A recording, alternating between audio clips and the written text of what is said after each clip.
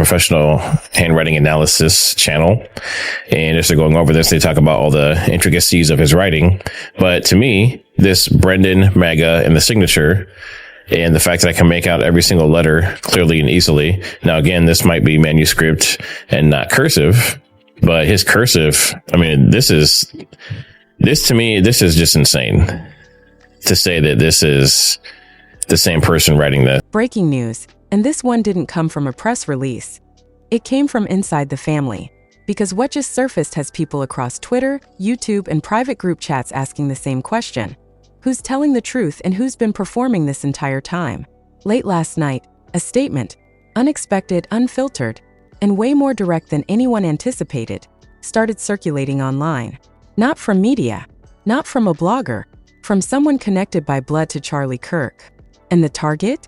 A woman named Erika, who, according to what's now being said, may have built a narrative that doesn't fully match reality. Listen, this isn't just drama. This is personal. Because the claim that's shaking everything right now is simple but heavy. That letters, private, emotional, and supposedly written by Charlie himself, might not be what people were told they were. And even more serious, that fear, not affection, may have been the real emotion behind them. Nothing is confirmed, but the way this is unfolding, it's not slowing down. Fans are shocked across Twitter. Hashtags are starting to trend.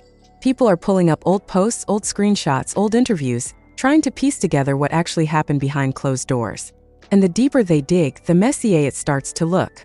Then it gets worse, because some people believe this isn't just about letters. They think this could expose a bigger pattern, something that's been building quietly while the public only saw one side of the story. And if that's true, then what we thought we knew about this entire situation might be completely wrong. But wait, because what was allegedly said in private messages that are now being talked about but not fully shown yet, could change everything. And once those come out, there's no going back. The first thing people are trying to figure out is where this actually started, not the public version, but the private timeline that led to this moment. Because according to what's being discussed right now, the story about those letters didn't just appear out of nowhere. It was introduced slowly, carefully, almost like it was meant to build credibility over time. And that's what makes this situation feel different. Because the letters tied to Charlie Kirk weren't just presented as messages, they were framed as proof of something deeper. Personal connection, trust, even vulnerability. And for a while, people accepted that framing without questioning it. But now that framing is being challenged. The name Erika becomes central here, not just as someone involved, but as the person who allegedly shared and amplified those letters. According to some discussions, she positioned them in a way that suggested emotional closeness. Something real, something private that the public wasn't fully meant to see, but was allowed to glimpse. At the time it worked. People believed it, because there wasn't anything directly contradicting it. But now, with this new statement from someone inside the family, the entire timeline is being re-examined. Not just when the letters were shared, but how they were interpreted. And more importantly, whether that interpretation was ever accurate to begin with. Here's where things start to get more specific. According to unconfirmed reports, there may have been conversations behind the scenes that didn't match what was being presented publicly. Not dramatic confrontations, not loud disputes, but quiet concerns, questions about authenticity, about intent, about whether certain details were being left out. Nothing was addressed publicly at that time, and that silence allowed the narrative to continue building. Now bring in the family dynamic. Because when someone close to the situation, someone with direct connection decides to speak, it changes the weight of everything. It doesn't automatically confirm anything, but it introduces a level of proximity that outside commentary doesn't have. And that's what's shifting the conversation right now. Because the statement that's circulating doesn't just question the letters. It questions the emotion behind them. The claim that Charlie was scared introduces a completely different perspective. One that doesn't align with how the letters were originally presented. Again, nothing is confirmed, but that contrast is what's driving attention. Now people are asking a different set of questions. Not just are the letters real, but what was the context when they were written? And who decided how they would be presented to the public? Those questions don't have clear answers yet, but they're changing how everything is being viewed. At the same time, older content is being pulled back into focus. Posts, interviews, moments where Erika referenced those letters or the relationship behind them. And now, instead of being accepted at face value, they're being analyzed more critically. Tone, wording, timing, everything is being looked at again. And that's where confusion starts building, because some details still seem consistent, others don't. And that inconsistency is what keeps the story open. Then there's the emotional layer. Because if even part of what's being claimed is true, it shifts the entire narrative from connection to discomfort, from mutual understanding to possible imbalance. And that's not a small change. That's a complete reframing of what people thought they were seeing. But here's the complication. We don't have full access to the original context. We don't have complete conversations. We don't have verified documentation that confirms one side over the other. So everything right now exists in a space between possibility and proof. And that space is where stories like this grow the fastest, because people start filling in the gaps. Some with logic, some with emotion, and some with assumptions that may or may not be accurate. Now the situation stands in a very specific position. A narrative that was once accepted is now being questioned. A new voice has entered the conversation, changing its direction. And a set of letters, once seen as evidence of connection, are now being examined for what they might actually represent. And until something more concrete surfaces, that tension isn't going anywhere. Now the situation moves out of quiet questioning and into full public reaction. And that's where everything starts accelerating. Because once that statement from inside the family began circulating, social media didn't treat it like an opinion, treated it like a disruption, a direct challenge to a story people had already accepted. And within hours, the timeline changed. Posts started resurfacing, old clips, screenshots, anything connected to Erika and those letters tied to Charlie Kirk. People weren't just watching anymore, they were investigating. Listen. This is where narratives split. One side of the audience immediately leaned into the new claim. They're saying the family wouldn't speak without a reason, that someone close enough to know the truth wouldn't risk stepping out publicly unless there was something real behind it. According to that group, this isn't random, it's correction. But the other side isn't convinced. They're questioning timing. Why now? Why not earlier? Why let the letters circulate and gain attention before stepping in? And those questions start building pressure on the new claim itself.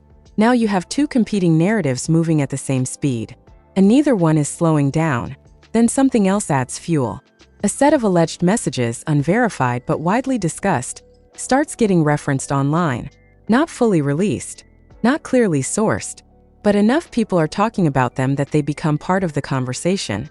According to what's being said, these messages don't match the tone of the letters that were shared publicly. Again, nothing is confirmed, but the idea alone is enough to shift perception.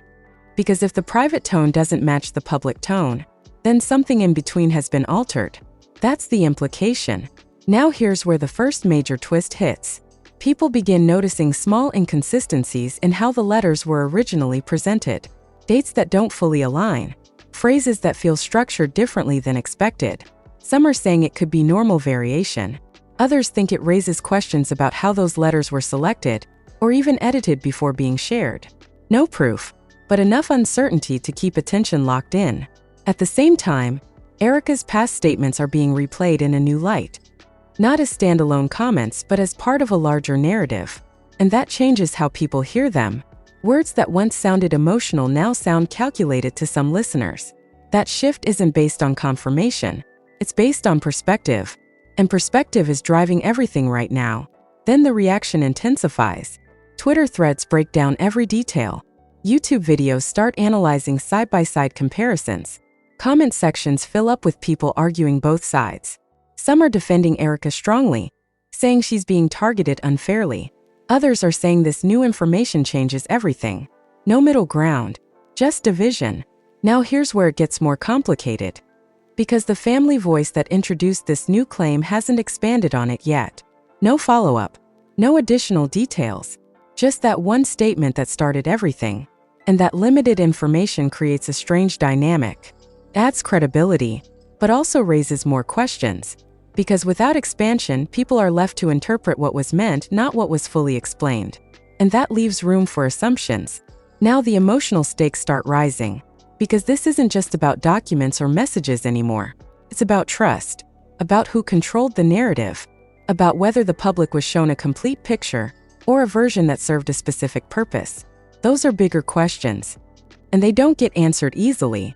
Meanwhile, some observers are stepping back and saying this entire situation might be more layered than either side is presenting.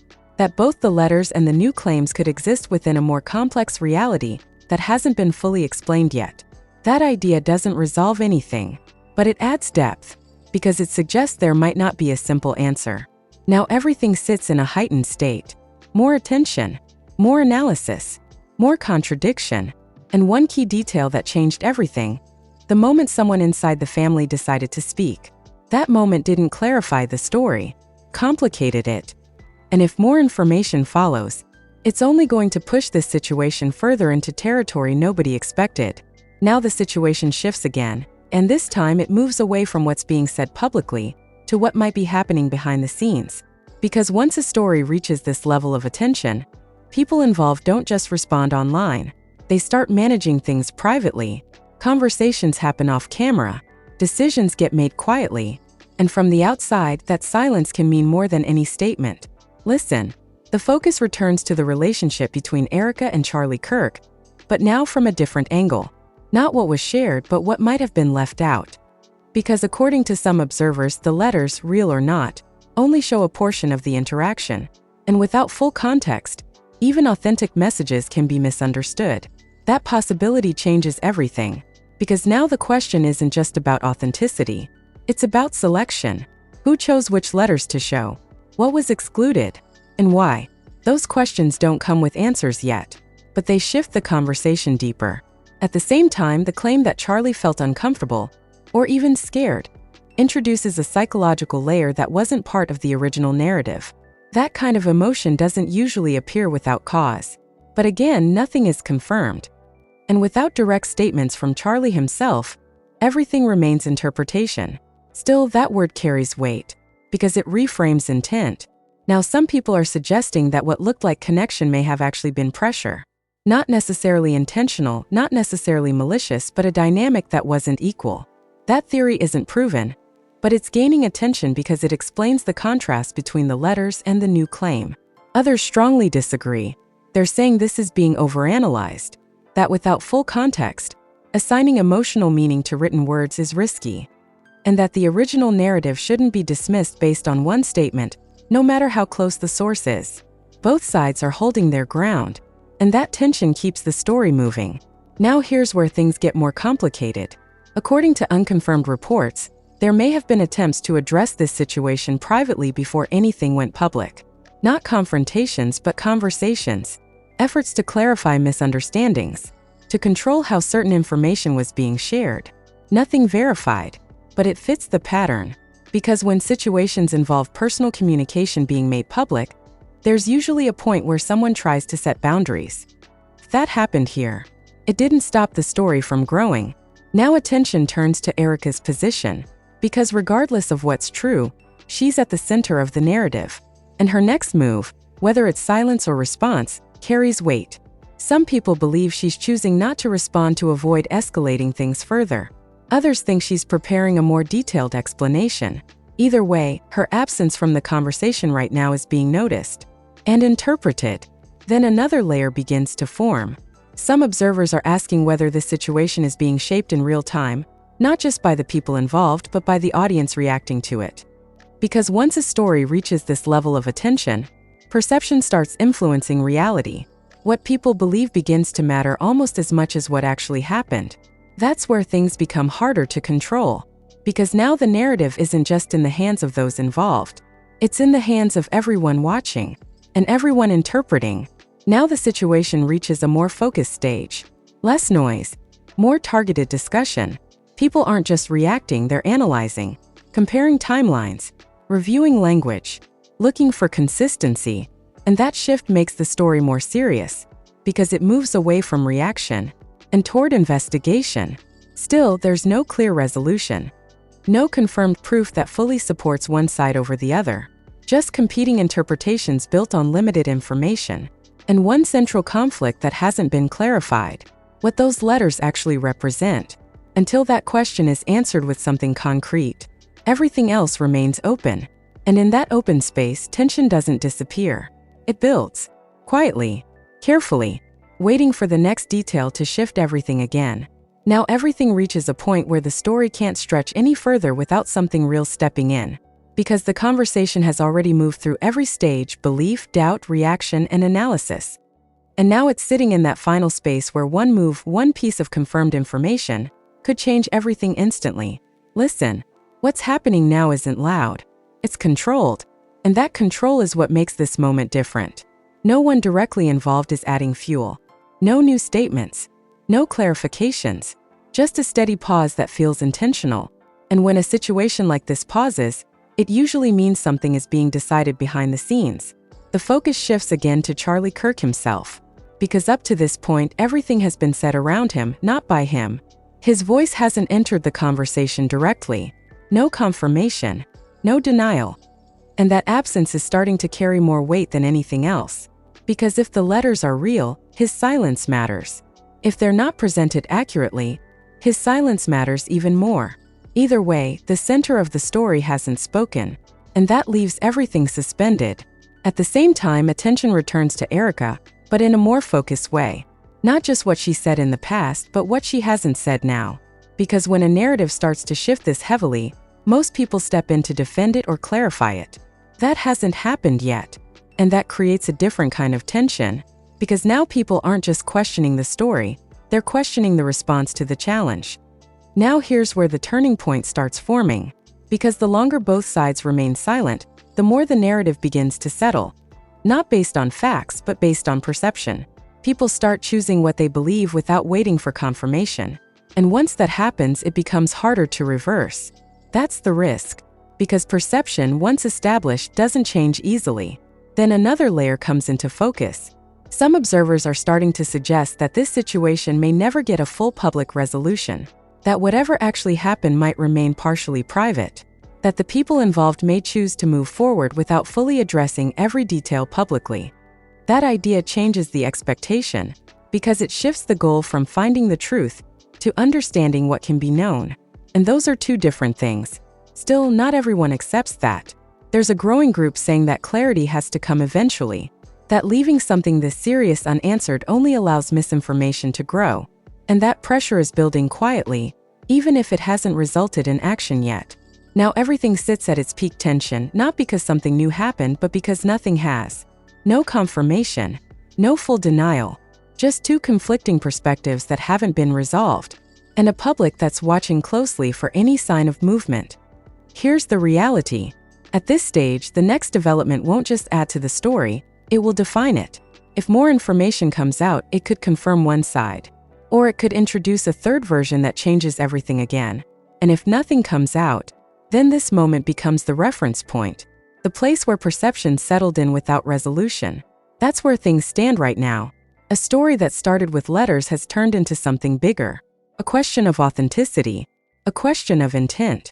And a question of what really happened behind communication that was never meant to be public. Until those questions are answered with something solid, this situation doesn't close. It just waits. And in that waiting, every silence becomes louder than the truth itself. If you follow this all the way through, then you already understand this isn't just about letters anymore. It's about how a story gets built, who controls it, and what happens when someone close enough to the truth steps in and changes the direction. So stay locked in. Because if Charlie Kirk decides to speak directly, or if Erika finally responds with her side in full detail, this entire situation could flip overnight. One statement could confirm everything, or make it even more complicated than it already is. And when that moment comes, you don't want to be guessing. You want to understand exactly how we got there. So make sure you're subscribed. Turn notifications on, not for noise but for clarity, because stories like this don't end clean. They unfold in layers, and the next layer is usually the one that matters most. Now here's the real question. Do you believe the original narrative that was presented to the public? Or do you think this new voice from inside the family is exposing something that was never meant to be seen? And if the truth really is somewhere in the middle, who's responsible for how the story was told in the first place?